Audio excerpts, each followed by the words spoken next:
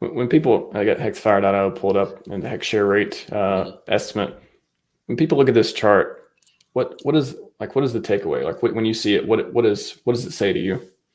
Monotonic, monotonicity, unitone, monotone. It's just going one direction, one way street, up and to the right. And people underestimate the impact of that because Hex was so cheap, right? I mean, that look at that T-share rate. It went up 5,000 Hex in 1 year, right? From 2023 to 2024. We can say it's probably going to go. We're only in about to hit November.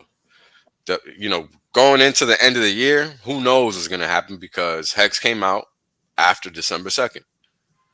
So that T-share rate, as you can see on the screen, is scheduled to pop in December. I mean, you don't even need to forecast this shit. It's obviously going to happen every freaking year. Duh.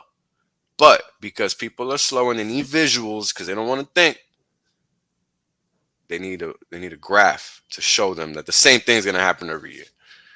Like, yeah, you're going to see that T-share rate pop in December every year because it has to happen. The question is, how big will the pop actually be? Right? Why And his why December? December because that is when the contract was initiated, as in deployed. So that's when a lot of the first stakes were made, right? And people made stakes all types of duration, 1 year, 2 year, 3 year, all the way out to 15, right? So we're talking about every year, 1 year intervals. You're gonna see a pop around that time. It's just I don't know why people don't understand that. People don't though. They really don't. And it's really that simple of a line. Every year, that's going to happen whether you like it or not. And over time, the T share rate is going to go only up or sideways, whether you like it or not, because that's how it's designed to function. And it's based on the activity that occurs within the system based on its utility, because it's a bonding curve token. I mean, most people have no clue what I just said, but they think they're in crypto.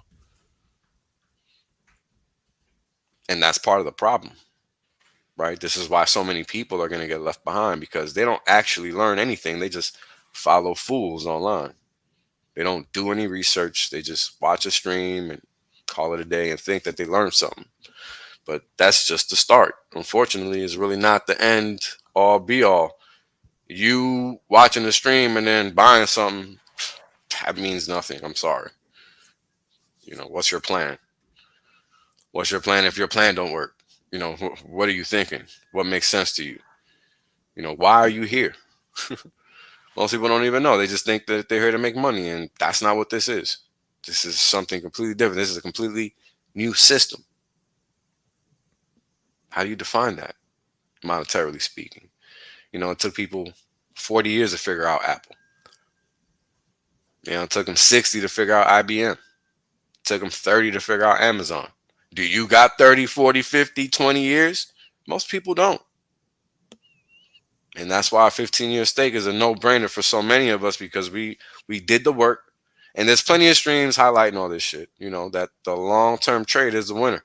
And it's going to not just win, it's going to be a generational wealth facilitator, right? Because when you look at these stocks that facilitated a transition in the way we live, that was the end result. So, I don't know, empirical evidence seems to work rather well. I would hypothesize that you might end up seeing the same thing here, if not more voracious of an end result because of that T-share rate. Because what happens if institutions in the quote unquote real world wake up to the utility of an instrument that provides a relatively fixed yield where there are no counterparty risks? Because let me tell you something, as a person that has to literally suss out counter. Now, it's funny because when I tell people I do KYC, they don't really know what the fuck that means, right? Because they just hear KYC and they think, regular people shit. But I work on Wall Street, bro. I'm not doing regular people KYC. Like the KYC I'm doing is credit analysis, credit risk, shit like that. So if somebody steps up to the plate and their pockets is holy and they're claiming to be a business with all this and all that, well, you know, it's my job to call their shit out and be like, nah, we're not giving you an account. Sorry. Right? Like that's literally what I do. Right? Hmm.